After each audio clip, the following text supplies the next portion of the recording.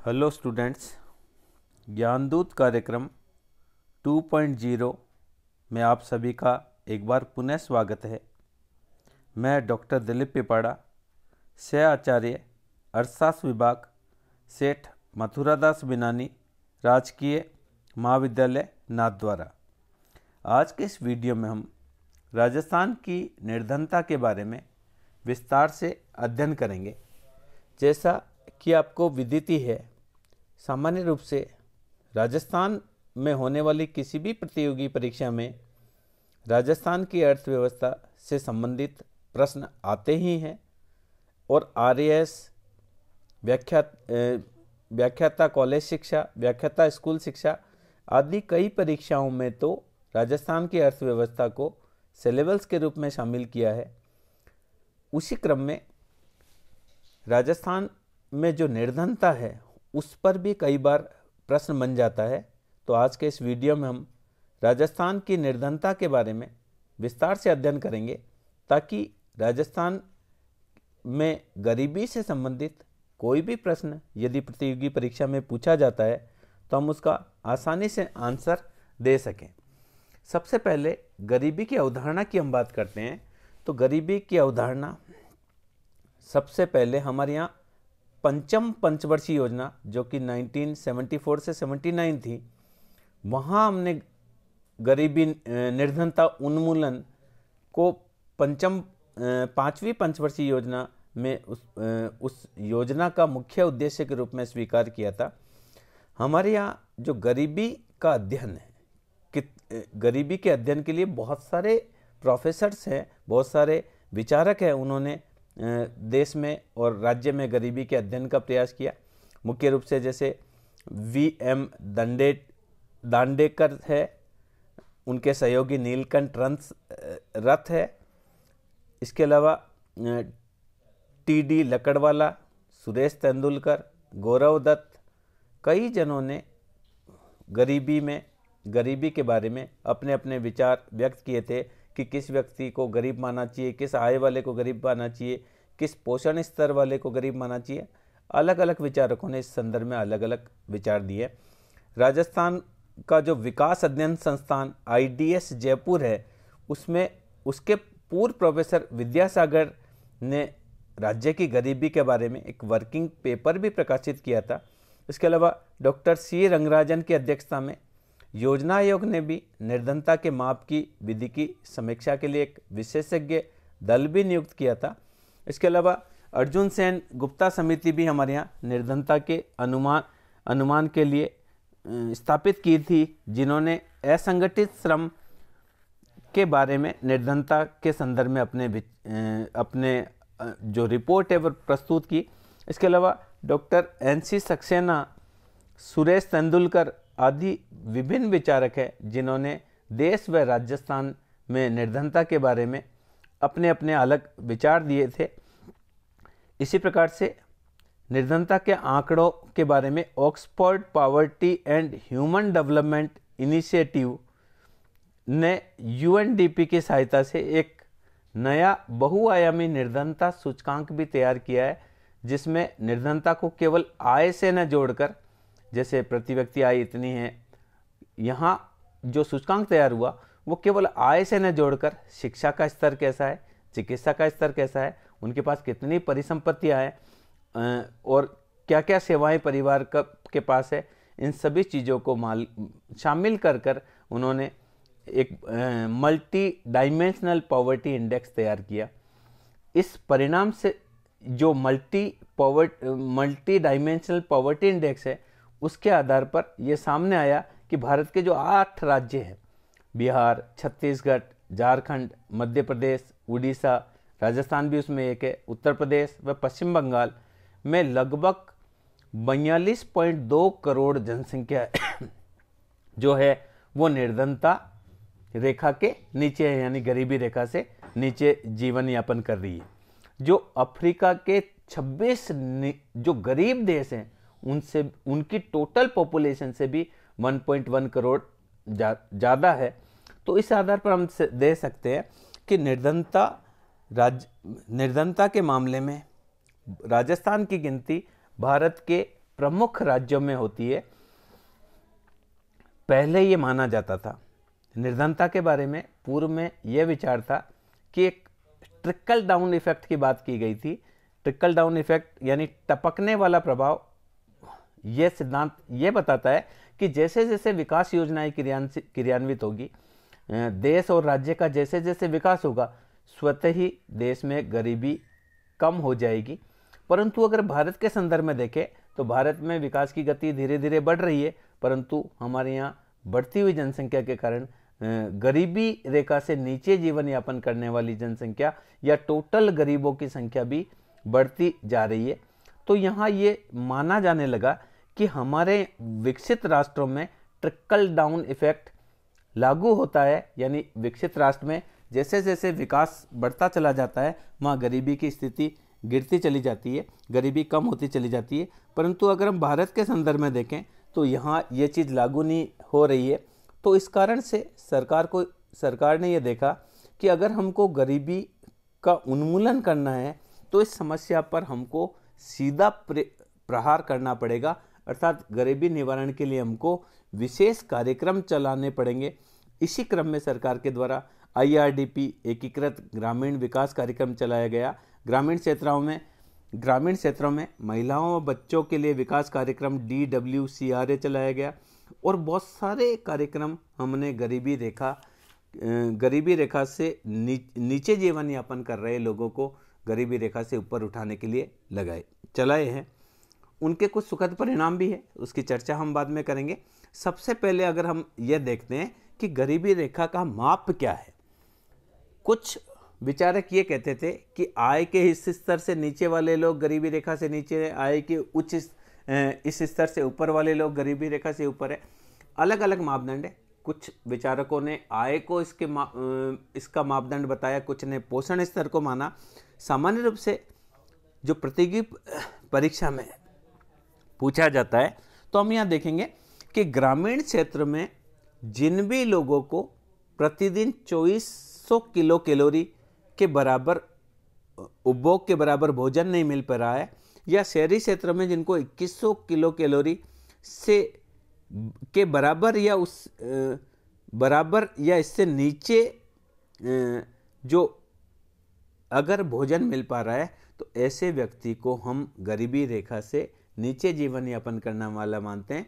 यानी वह व्यक्ति जिसको ग्रामीण क्षेत्रों में 2400 किलो कैलोरी भोजन या उससे अधिक मिल रहा है और शहरी क्षेत्रों में 2100 किलो कैलोरी या उससे अधिक मिल रहा है, उन सभी लोगों को हम गरीबी रेखा से ऊपर मानते हैं, और इससे कम किलो कैलोरी वाला भोजन मिल रहा है उनको हम गरीबी रेखा से नीचे मानते हैं।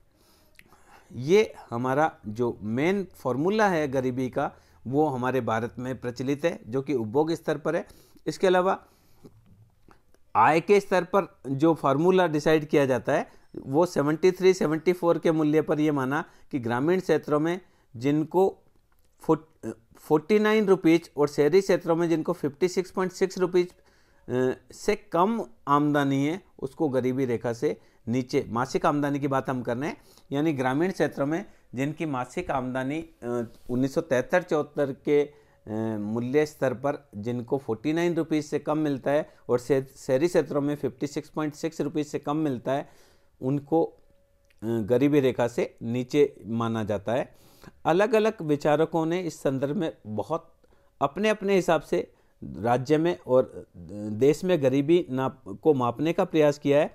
राजस्थान में अगर हम देखें तो जो तेंदुलकर विधि है उसके हिसाब से अगर हम देखें तो राजस्थान में 2011-12 में शहरी क्षेत्रों में 10.7% जनसंख्या गरीबी रेखा से नीचे है, जबकि ग्रामीण क्षेत्रों में लगभग 16% जनसंख्या है वो गरीबी रेखा से नीचे जीवन यापन कर रही है। अगर हम समस्त भारत की बात करें तो भारत में ग्रामीण क्षेत्रों में 25.7% जनसंख्या गरीबी रेखा से नीचे जीवन यापन कर रही है, जबकि शहरी क्षेत्रों में ये इसका जनसंख्या का अनुपात 13.7 है। अगर कुल में हम देखें तो राजस्थान में लगभग 15% लोग गरीबी रेखा से नीचे जीवन यापन कर रहे हैं, जबकि अगर समस्त भारत की बात करें तो लगभग 22% जनसंख्या हमारी गरीबी रेखा से नीचे जीवन यापन कर रही है। अब गरीबी हमारे देश में ज़्यादातर जो लघु व सीमांत किसान हैं, खेतिहर मजदूर है, ग्रामीण काश्तकार है, अनुसूचित जाति व जनजाति के लोग हैं, आदिवासी लोग हैं, बंधुआ मजदूर है, विकलांग दिव्यांग व्यक्ति है, अपाहिज व्यक्ति है, साधनहीन कृषक जो हैं, और शहरी क्षेत्रों में जो आकस्मिक श्रमिक वर्ग है, इन सब में बहुत अधिक गरीबी देखने को मिलती है। और वर्तमान में बढ़ती हुई बेरोजगारी के चलते गरीबी में इजाफा हो रहा है, यानी जो गरीबी रेखा से नीचे जीवन यापन कर रहे हैं उनमें इजाफा हो रहा है। अगर हम राज्य के आधार पर करें तो सर्वाधिक गरीब राज्य के डॉक्टर सी रंगराजन के अनुसार 2011-12 में निर्धनता अनुपात में छत्तीसगढ़ एक ऐसा राज्य है जहां सबसे ज़्यादा गरीबी है। 47.9% जनसंख्या गरीबी रेखा से नीचे है, जबकि न्यूनतम गरीबी गोवा राज्य में जहां की केवल 6.3% जनसंख्या ही गरीबी रेखा से नीचे जीवन यापन कर रही है। अगर हम ओवरऑल राजस्थान की समस्त भारत की बात करें, जो कि सी रंगराजन के हिसाब से लगभग भारत में 29.5% जनसंख्या गरीबी रेखा से नीचे जीवन यापन कर रही है, जबकि राजस्थान की 21.7% जनसंख्या गरीबी रेखा से नीचे जीवन यापन कर रही है। तो यहाँ देखिए, जहाँ तेंदुलकर विधि है उसके अनुसार तो भारत में 21.9% जनसंख्या गरीबी रेखा से नीचे जीवन यापन कर रही है, जबकि डॉक्टर सी रंगराजन के अनुसार पूरे भारत में 29.5% जनसंख्या गरीबी रेखा से नीचे जीवन यापन कर रही है। इसी प्रकार से राजस्थान में तेंदुलकर विधि के हिसाब से जो कुल जनसंख्या है उसका लगभग 15% भाग गरीबी रेखा से नीचे जीवन यापन कर रहा है, जबकि सी रंगराजन के आंकड़ों के हिसाब से लगभग राजस्थान की 21.7% जनसंख्या गरीबी रेखा से नीचे जीवन यापन कर रही है। तो मैंने आपको पहले भी बताया था कि गरीबी के बारे में अलग अलग जो मेजरमेंट है, अलग अलग विचारक है, उन्होंने अपने अपने हिसाब से गरीबी का मेजरमेंट का प्रयास किया है। तो उनके समंकों में डिफरेंस है। तो सामान्य रूप से जो प्रतियोगी परीक्षा में है उनमें गरीबी से समंक कम मात्रा में पूछे जाते हैं, क्योंकि इनमें बहुत डिफरेंस देखने को मिलता है। यहाँ जो मेन चीज़ वो हमने बताई कि ग्रामीण क्षेत्रों में 2400 किलो कैलोरी से के बराबर या अधिक जिसको भोजन मिल रहा है वो गरीबी रेखा से ऊपर है, और शहरी क्षेत्रों में जिसको 2100 किलो कैलोरी या इससे अधिक किलो कैलोरी प्रतिदिन भोजन में मिल रही है उसको हम गरीबी रेखा से ऊपर मानते हैं। अब मेन चीज़ ये आती है कि राजस्थान में क्या कारण है कि हमारे यहाँ बहुत गरीबी है, और उसके बाद हम चर्चा करेंगे कि गरीबी के निवारण के लिए क्या क्या कार्यक्रम सरकार के द्वारा चलाए गए हैं। तो मेन देखिए, राजस्थान की ऐतिहासिक व भौगोलिक परिस्थितियाँ ऐसी है कि यहाँ गरीबी निरंतर रही है। पहले राजस्थान के एकीकरण से पूर्व हमारे यहाँ 19 सामंती राज्य थे, 3 चीफ सिफों का समूह था, जिसमें अलग अलग राज्य का अपना अपना हिसाब से चलता था। आर्थिक विकास बहुत पिछड़ा हुआ था। जनसंख्या एक बहुत बड़ा भाग राजस्थान का पर्वतमाला श्रेणी है, लगभग 61 बहुत बड़ा भाग हमारा थार के मरुस्थल के रूप में है, जहाँ प्रोडक्शन कम होता है, जहाँ लोगों की आय कम होती है। तो कहने का तात्पर्य यह है कि हमारे यहाँ भौगोलिक परिस्थितियाँ भी ऐसी है कि हमारे यहाँ गरीबी निरंतर है। और दूसरा ऐतिहासिक कारण भी है, प्राचीन काल में जो सामंती व्यवस्था थी उसमें जो किसानों का बहुत शोषण किया जाता था। जमींदार, जागीरदार, महलबार, रियायतबार, जो भी कृषि से संबंधित एजेंसियां थी वो अधिकतर किसानों का शोषण करती थी। इस वजह से यहाँ किसान प्राचीन काल से ही गरीबी में जीवन यापन कर रहे हैं। राज्य के किसान के लिए ये प्रचलित है कि वह ऋण में ही जन्म लेता है, ऋण में ही पलता बसता है, और ऋण ही विरासत के रूप में छोड़ चल बसता है। दूसरी जो मेन समस्या है, राज्य की जनसंख्या को अगर हम देखें तो भारत की जनसंख्या की तुलना में राजस्थान की जनसंख्या की ग्रोथ बहुत ज़्यादा है। जिस स्पीड से भारत की टोटल जनसंख्या बढ़ रही है उससे ज़्यादा स्पीड से राजस्थान की जनसंख्या बढ़ रही है, और बढ़ती हुई जनसंख्या के कारण हमें अधिक रोजगार की आवश्यकता होती है, अधिक हॉस्पिटल की आवश्यकता होती है, अधिक पोषण स्तर की आवश्यकता होती है। तो यहाँ बढ़ती हुई जनसंख्या की वजह से भी गरीबी जो है अधिक है। अगर हम देखें 1991 से 1991 से लेकर 2000 तक राज्य में जनसंख्या की वृद्धि दर रही 28.41% और 2001 से 2011 में हमारी रही 21.3% वृद्धि दर हमारी रही। और ये वृद्धि दर जो है वो भारत की तुलना में, भारत की ओवरऑल औसत की तुलना में बहुत अधिक हुई। 2011 में अगर हम जनसंख्या देखें तो हमारी 6.85 करोड़ जनसंख्या हो गई और इसमें ग्रामीण जनसंख्या 5.15 करोड़ है। तो ग्रामीण क्षेत्रों में जनभार बढ़ता है तो उसकी वजह से विकास की चुनौतियां भी बढ़ जाती है। राज्य में लगभग 17.8% जनसंख्या अनुसूचित जाति की है और 13.5% अनुसूचित जनजाति की है, जो पूरे भारत में अधिक है। और इनमें गरीबी का दबाव सबसे ज़्यादा है। कई जिले ऐसे हैं जो पिछड़े, जहाँ बहुत सारी पिछड़ी जातियाँ रहती है। बहुत बड़ा मरुस्थल क्षेत्र हमारे पास है, सूखाग्रस्त क्षेत्र है, अकाल व सूखे की राज्य में निरंतरता रहती है। इस कारण से भी हमारे यहाँ गरीबी ज़्यादा है। दूसरी चीज़, राज्य में श्रमिकों में आकस्मिक श्रमिकों का अनुपात बढ़ने से भी निर्धनता बहुत बढ़ रही है। यानी जो हमारा श्रमिक है उसमें आकस्मिक श्रमिकों का अनुपात बढ़ रहा है। प्राय कुछ 5 श्रमिकों में से, हमारे यहाँ कुल 5 श्रमिकों में से एक श्रमिक आकस्मिक श्रमिक की श्रेणी में आता है, जिसके लिए कोई नियमित काम की व्यवस्था नहीं पाई जाती है। किसी दिन उसको रोजगार मिल जाता है, किसी दिन रोजगार उसको नहीं मिल पाता है। जब उसको रोजगार नहीं मिल पाता है तो ऐसी स्थिति में वह अच्छा पोषक भोजन नहीं कर पाता है और फलस्वरूप वह बहुत बीमार होता है, वो बार बार बीमार होता है, काम पर नहीं जा पाता है, कभी उसको काम मिलता है कभी नहीं मिलता है। तो यह आकस्मिक श्रमिकों की समस्या राजस्थान में अधिक है। इस कारण से भी हमारे यहाँ जो गरीबी की जो समस्या है वो अधिक है। इसके अलावा चौथे कारण के रूप में हम देख सकते हैं कि राजस्थान में भूमि सुधार क्रियान्वयन का अभाव है। हमारे यहाँ जनसंख्या, जितने भी किसान हैं उन किसान में एक बहुत बड़ा भाग है, उनके पास तो 1 हेक्टेयर से भी कम भूमि है और कुछ किसान हैं जिनके पास 2 हेक्टेयर और 1 हेक्टेयर के बीच में भूमि है।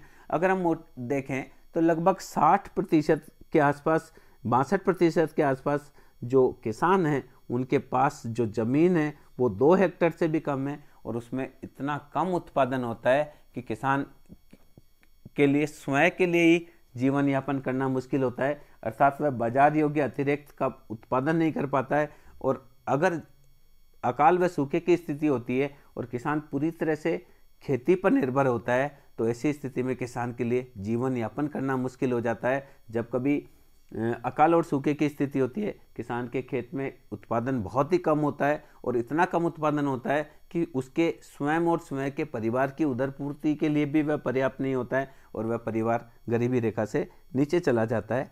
इसके अलावा हमारे यहाँ जो कृषिगत उत्पादन है उसमें लगातार अनियमितता पाई जाती है। कभी किसान के यहाँ खेत में अच्छा उत्पादन होता है और इतना अधिक उत्पादन हो जाता है कि उस वस्तु की बाजार में कीमत कम हो जाती है और कभी अकाल और सूखे के कारण बिल्कुल भी उत्पादन नहीं हो पाता है।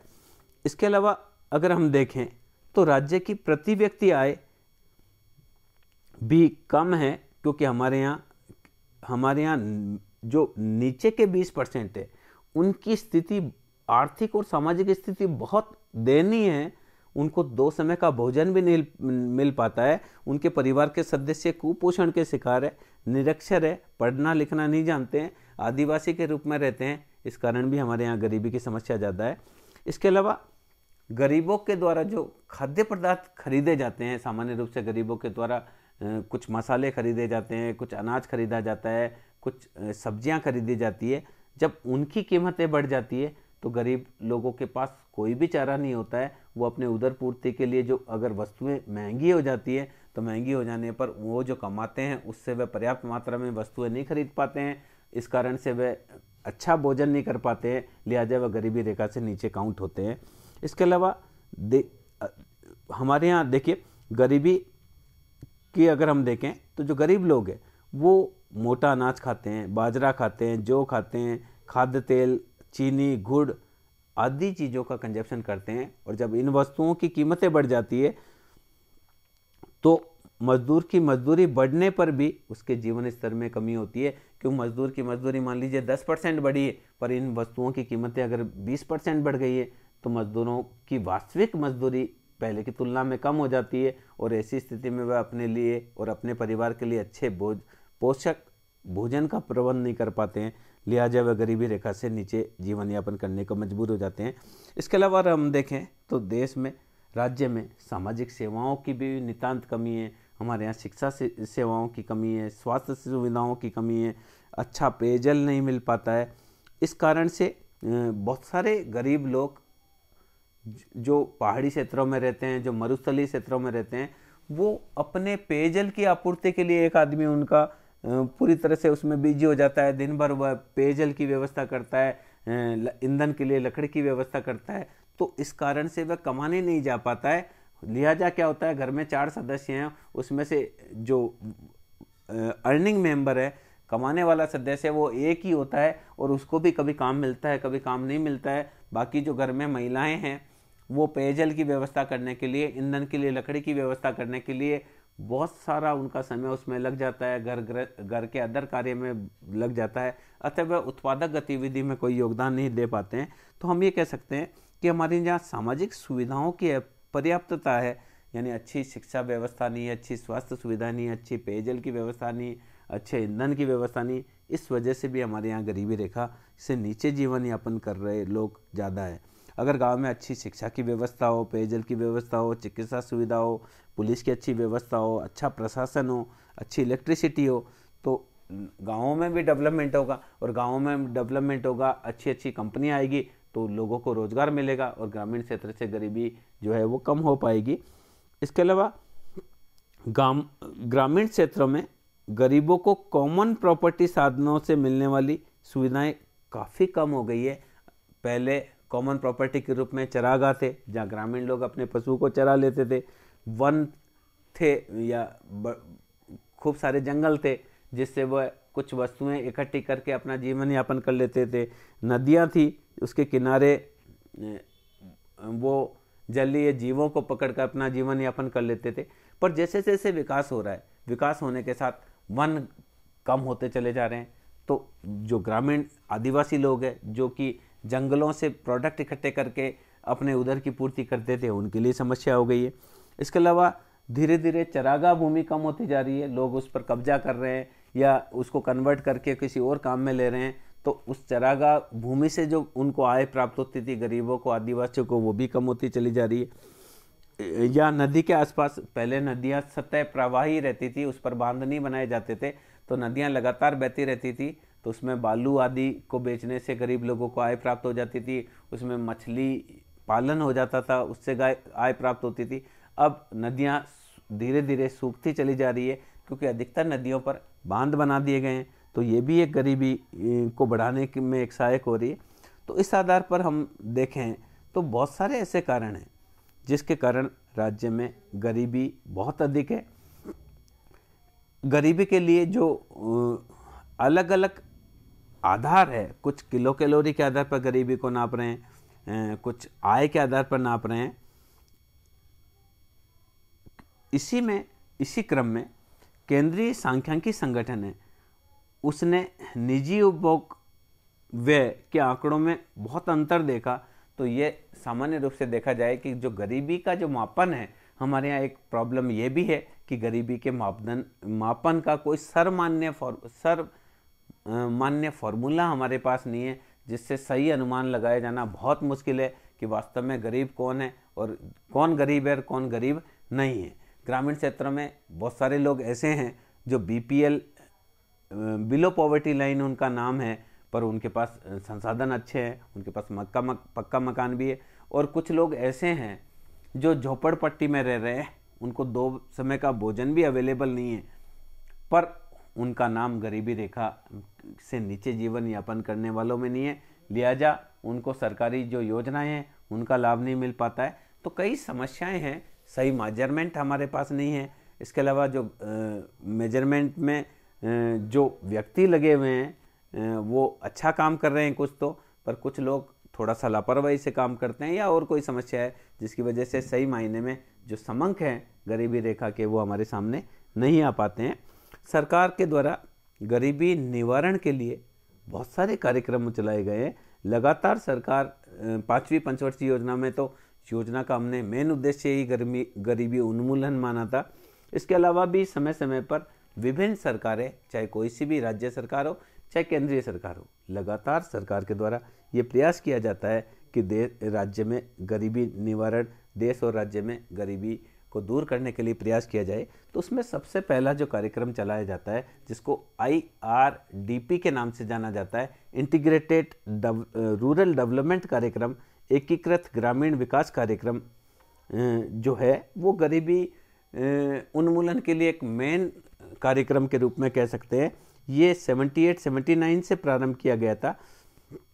ये शुरू में एक केंद्र से प्रवर्तित योजना थी और इसका व्यय 50% केंद्र के द्वारा दिया जाता था और 50% राज्य सरकार के द्वारा दिया जाता था। ग्रामीण क्षेत्रों में जो भेड़ पालक है, सिलाई का काम करते हैं, हस्तकरघा का काम करते हैं, पशुपालन का कार्य करते हैं या भूमिहीन श्रमिक हैं, उन सबको आर्थिक संबल प्रदान करने के लिए इस योजना के तहत बैंकों के माध्यम से उनको ऋण प्रदान किया जाता है ताकि वह कोई ना कोई अपना स्वरोजगार कर ले। इस कार्यक्रम के अंतर्गत गरीब परिवार की कोई ना कोई उनको साथ में कोई परिसंपत्ति भी दी जाती है ताकि परिसंपत्ति के रूप में हो सकता है मकान बनाकर दे दिया जाए, हो सकता है छोटी दुकान बनाकर दे दी जाए या और किसी रूप में उनको सहायता की जाती है ताकि वे अपनी आमदनी को बढ़ा सके और गरीबी रेखा से ऊपर आ सके। 78-79 में यह कार्यक्रम राजस्थान में 112 खंडों में लागू किया गया था और 2 अक्टूबर 1980 से राज्य के सभी उपखंडों में यह कार्यक्रम चल रहा है, जिसमें लघु व सीमांत कृषक है, खेतिहर मजदूर है, गांव के गरीब कारीगर है, दस्तकार है, पिछड़ी जाति के लोग हैं, अनुसूचित जाति के लोग हैं, अनुसूचित जनजाति के लोग हैं, आदिवासी लोग हैं। इन सभी लोगों को अधिक से अधिक इस योजना के माध्यम से लाभ पहुंचाने का प्रयास किया जा रहा है ताकि जो गरीबी रेखा है उससे ये ऊपर उठ सके। इस कार्यक्रम से बहुत लोगों को फ़ायदा भी हुआ है, पर इसमें कुछ कमियां भी रही है। जैसे इस कार्यक्रम में बहुत सारे गरीब परिवार को भी शामिल किया गया और कार्यक्रम का चुनाव लोगों की आवश्यकता के अनुरूप नहीं हुआ, स्थानीय आवश्यकताओं को इसका ध्यान नहीं रखा गया, सब्सिडी का दुरुपयोग भी हुआ। काफ़ी गरीब लोग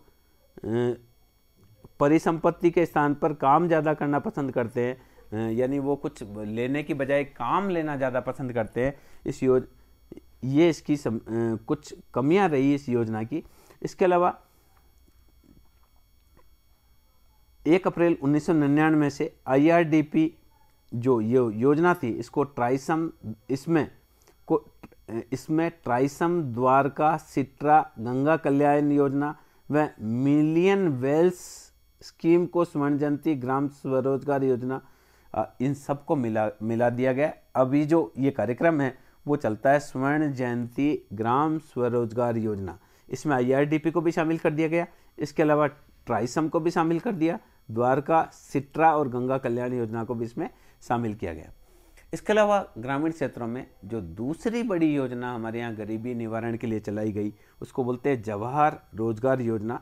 ये योजना 1989-90 से स्टार्ट की गई और इस योजना में 80% व्यय केंद्र सरकार के द्वारा दिया जाता है और 20% राज्य सरकार को उठाना पड़ता है। इसमें 2 गारंटी कार्यक्रम चलाए गए थे। राष्ट्रीय ग्रामीण रोजगार कार्यक्रम NREP के नाम से जाना जाता है और ग्रामीण भूमिहीन रोजगार गारंटी कार्यक्रम RLEGP के नाम से जाना जाता था। इन दोनों कार्यक्रम को 1989-90 से जवाहर रोजगार योजना में शामिल कर दिया गया। ये 1 अप्रैल 1981 से ये योजना लगातार चल रही है। इसके अंतर्गत ग्रामीण क्षेत्र में मजदूरों को रोजगार बढ़ाने की व्यवस्था करते हैं। अकाल और सूखे की स्थिति में उनको रोजगार दिया जाता है। इस कार्यक्रम के तहत गाँव कुएं बनाने का काम है, स्कूल भवन बनाने का काम है, ग्रामीण सड़क निर्माण का काम है, दवाखाना बनाने का कार्य है, लघु सिंचाई, भू संरक्षण वन विकास आदि कार्यक्रम इसमें चलाए जाते हैं। वर्तमान में इसमें काम के बदले अनाज योजना को भी इसमें शामिल कर दिया गया। इससे क्या होता है कि जवाहर रोजगार योजना में निर्धन परिवार के प्रत्येक निर्धन परिवार में से एक सदस्य को वर्ष में कम से कम 100 दिन रोजगार उपलब्ध कराया जाता है। और जो कार्य किए जाते हैं वो ग्राम पंचायतों के माध्यम से किए जाते हैं। राज्य सरकार का उसमें किसी भी प्रकार का कोई हस्तक्षेप नहीं होता है। और जितने मजदूर इसमें लगाए जाते हैं उसमें 30% महिलाओं के लिए आरक्षण होता है। इन कोषों के आवंटन अलग अलग स्तर पर देखते हैं कि किनको लगाना है। उसमें निर्धनों की संख्या को देखा जाता है, पिछड़ेपन के सूचकांक को जनसंख्या के आधार पर देखा जाता है, निर्धनों की संख्या कितनी है, जिला स्तर पर पिछड़ेपन का सूचकांक क्या है, ग्राम स्तर पर आवंटन क्या है, उस आधार पर राशि का आवंटन किया जाता है। जिला स्तर पर कुल आवंटन का 6% अनुसूचित जाति व जनजातियों के लिए आरक्षित है। इसके लिए इंदिरा आवास योजना का इस्तेमाल किया गया। बाद में जवाहर रोजगार योजना जो है का स्थान 1 अप्रैल 1999 से इस योजना को चेंज कर दिया, नाम चेंज कर दिया, जवाहर ग्राम समृद्धि योजना JGSY हो गई, जो पूर्व योजना से अधिक व्यापक थी। इस गांव में गरीब लोगों को ऊपर उठाने के लिए इसमें और ज़्यादा अच्छे प्रयास किए गए। इसके अलावा 15 अगस्त 2001 की घोषणा में संपूर्ण ग्रामीण रोजगार योजना का उद्देश्य ग्रामीण क्षेत्र में मजदूरों को रोजगार उपलब्ध कराने के लिए प्रारंभ की गई। इसके अलावा एक और योजना जिला निर्धनता पहल project, district poverty initiative project, हमारे यहाँ जुलाई 2000 से विश्व बैंक की सहायता से चलाया जा रहा है। 7 जिलों में चलाया गया, बारां, चूरू, दौसा, धौलपुर, झालावाड़, राजसमंद और टोंक के लगभग 7039 गाँवों में निर्धनों को ज़्यादा से ज़्यादा फ़ायदा मिले, इसके लिए ये प्रोजेक्ट चलाया गया। इसमें विश्व बैंक 80% योगदान देती थी, राज्य 15% योगदान देता था और 5% उस व्यक्ति को अपना योगदान देना पड़ता था जिसको कि लाभान्वित किया जा रहा है। जैसे गरीब के लिए अगर मकान बनाया जा रहा है और वह मकान अगर 10,000 मान लीजिए 50,000 का है तो 50,000 में से 2,500 तो गरीब को देना होता था। 7,500 रुपये जो है वो राज्य सरकार के द्वारा 15% उसका यूज होता था। 80% जो पैसा है जो कि 40,000 के रूप में होता है वो विश्व बैंक के द्वारा दिया जाता था। इससे निर्धनता निवारण में बहुत सारे कार्यक्रम ऐसे थे जिसमें से उसको मदद मिलती थी। इसके अलावा हमारे यहाँ स्वर्ण जयंती ग्राम स्वरोजगार योजना, जिसका कि पहले संकेत किया जा चुका है। इसके बाद में एक और निर्धनता के निवारण के लिए एक बहुत बड़ा कार्यक्रम चलाया गया है, जो कि वर्ल्ड का एक बड़ा कार्यक्रम है निर्धनता निवारण के लिए। उसको बोलते हैं मनरेगा, महात्मा गांधी राष्ट्रीय ग्रामीण रोजगार गारंटी कार्यक्रम चलाई गई, जो 2 फरवरी 2006 से नरेगा के रूप में प्रारंभ किया गया। और इसमें भी लोगों को 100 दिन का रोजगार अवेलेबल कराने का प्रयास किया जाता है। इस मनरेगा के बारे में हम विस्तार से चर्चा एक अलग वीडियो में करेंगे कि महात्मा गांधी राष्ट्रीय ग्रामीण रोजगार गारंटी कार्यक्रम क्या है, किस प्रकार से इसमें कार्य किया जाता है। यहाँ इस कार्यक्रम में महिलाओं का भी आरक्षण है, SC/ST श्रमिकों को भी आरक्षण है और काफ़ी अधिक मात्रा में ग्रामीण क्षेत्र में गरीबी निवारण के लिए इस योजना का बहुत बड़ा योगदान चल रहा है। काफ़ी प्रयास इसके माध्यम से किए जा रहे हैं। इसके अलावा पश्चिम राजस्थान में निर्धनता निवारण का एक प्रोजेक्ट MPO एमपावर भी चल रहा है, जिसका मुख्य उद्देश्य निर्धनता दूर करने से संबंधित है। ये कार्यक्रम राज्य सरकार द्वारा कृषिगत विकास में अंतर्राष्ट्रीय कोष व सर रतन टाटा ट्रस्ट की सहायता से जोधपुर, जैसलमेर, बाड़मेर, पाली, सिरोही, जालोर प्रत्येक जिले के एक खंड में कुल 6 ब्लॉकों में ये क्रियान्वित किया जा रहा है, जिसमें निर्धन परिवार की गरीब महिलाओं को सशक्तिकरण करने पर बल दिया जाता है और विशेष रूप से SC/ST जो परिवार है उनमें उनको निर्धनता रेखा से ऊपर निकालने के लिए प्रयास किया जाता है। इसमें महिलाओं को सिलाई मशीन चलाने का प्रशिक्षण है, युवाओं को कंप्यूटर पर काम करने का प्रशिक्षण है, उनको सिक्योरिटी गार्ड के रूप में जॉब दिलाना, कताई बुनाई आदि कार्य के माध्यम से उनको निर्धनता रेखा से ऊपर उठाने का प्रयास किया जाता है। इस प्रकार से बहुत सारे कार्यक्रम हमारे यहाँ राजस्थान में निर्धनता निवारण के लिए चल रहे हैं। इसमें हम बोल सकते हैं राजस्थान ग्रामीण आजीविका प्रोजेक्ट RRLP, ये भी कार्यक्रम 18 जिलों के 51 खंडों में संचालित किया जा रहा है। इसके अलावा राष्ट्रीय ग्रामीण आजीविका मिशन में के माध्यम से स्वयं सहायता समूह का गठन करके भी हमारे यहाँ निर्धनता निवारण के लिए प्रयास किए जा रहे हैं। इस एक और निर्धनता निवारण का नया माप सामने आया जिसमें क्षमता निर्धनता माप कहा जाता है, जिसके अनुसार 3 सूचकांकों के आधार पर निर्धनता के नीचे व्यक्ति है या नहीं है इसका निर्धारण किया जाता है। 5 वर्ष से कम आयु वाले बच्चों का कितना वजन है, महिलाओं के प्रसव के समय प्रशिक्षित कर्मचारी उपस्थित है या नहीं है, और 15 वर्ष से अधिक महिलाओं में कितनी महिलाएं निरक्षर है, इस आधार पर निर्धनता का अनुमान लगाया जाता है। यानी 5 साल से कम बच्चों का वजन कितना है, क्या वो कुपोषण के शिकार है या नहीं है।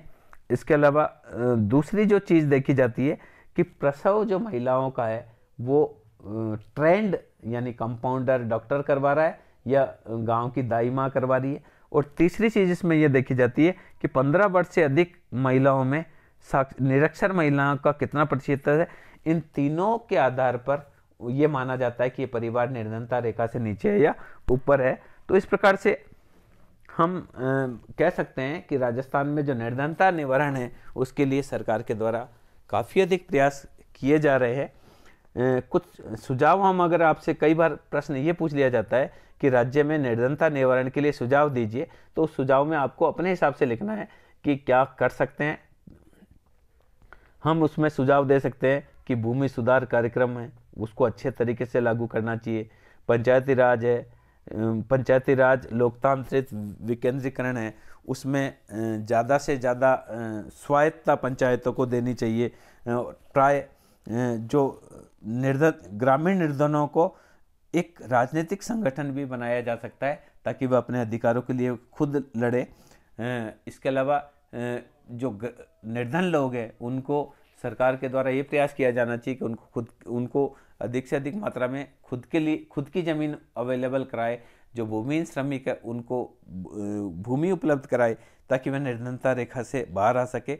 इसके अलावा विभिन्न प्रकार के स्वरोजगार प्रशिक्षण कार्यक्रम चलाए जा सकते हैं ताकि वह निर्धन जो जनसंख्या है वो कोई अपना रोजगार प्रारंभ कर सके। जो निर्धन जनसंख्या है उनको ज़्यादा से ज़्यादा शिक्षा में जोड़ना भी एक महत्वपूर्ण कदम हो सकता है, क्योंकि प्राय ये देखा गया है कि निरक्षरों में निर्धनता अधिक होती है साक्षरों की तुलना में। इसके अलावा ग्रामीण क्षेत्रों में उत्पादकता व गुणवत्ता बढ़ाने के प्रयास भी करने चाहिए। सरकार को शिक्षा, चिकित्सा, पेयजल, बिजली आदि सेवाओं का विकास करना चाहिए। ग्रामीण क्षेत्रों में आधारभूत ढांचे का विकास करना चाहिए। इसके अलावा जो सरकार के द्वारा विभिन्न योजनाएं चलाई जा रही है उस योजनाओं में भ्रष्टाचार कम से कम हो, पारदर्शिता हो, वास्तव में जिस व्यक्ति के लिए बजट अलॉट किया गया है वह बजट उस तक पहुँचे, इस हेतु भी सरकार को ध्यान में रखना चाहिए। अगर हम ऐसा कर पाएंगे तो काफ़ी हद तक राजस्थान से गरीबी को हटा पाएंगे। मैं समझता हूँ राजस्थान की गरीबी के बारे में ये व्याख्यान आपके लिए बहुत उपयोगी होगा। हम अगले व्याख्यान में एक ही ऐसी राजस्थान की और ऐसी कोई समस्या को लेकर आएंगे, जैसे बेरोजगारी की समस्या है, उस पर हम बात करेंगे। Thank you.